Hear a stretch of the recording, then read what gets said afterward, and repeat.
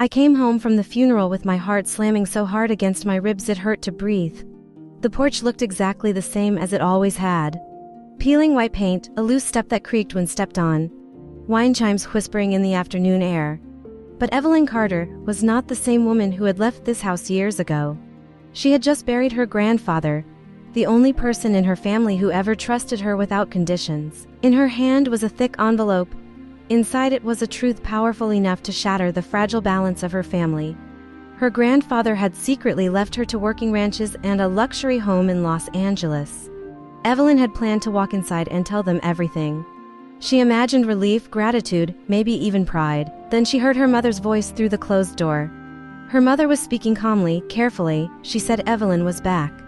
Her father replied that everyone needed to remember the plan.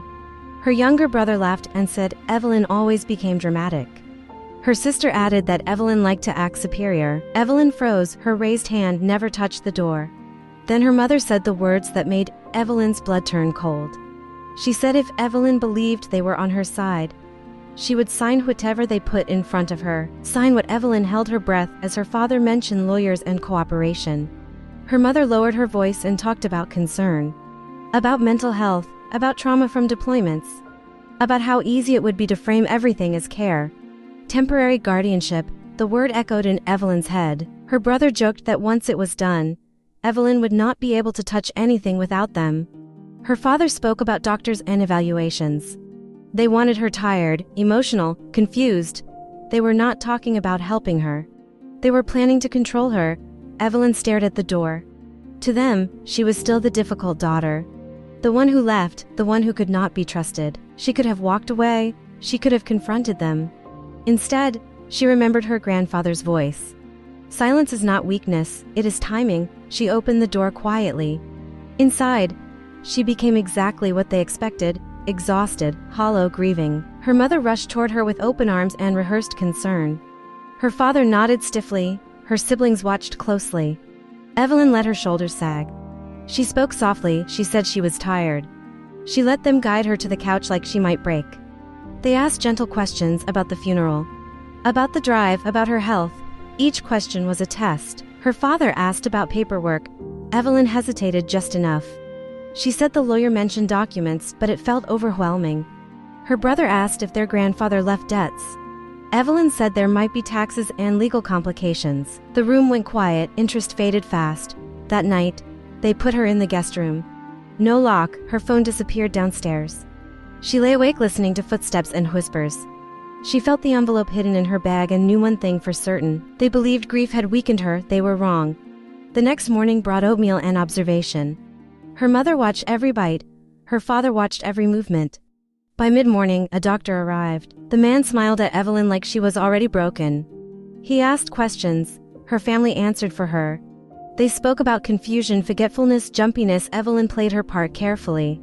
Slow answers, soft voice, downcast eyes. Then the doctor mentioned temporary measures, guardianship. Evelyn straightened slightly. She asked calmly if that was what they meant. The room went still. Her mother laughed nervously. Her father warned her about tone. That was when Evelyn stopped pretending. She said she had been trusted with lives and operations. She said concern was not the same as control. She said the doctor was invited under false pretenses. The doctor left. Silence followed, then Evelyn revealed the truth. No debts, no problems to ranches. One house in Los Angeles, faces changed instantly. Greed moved faster than shame. That night the house felt different. Better food, warm smiles, her phone returned. Kindness replaced control, but Evelyn noticed the small things. Keys moved, mail intercepted.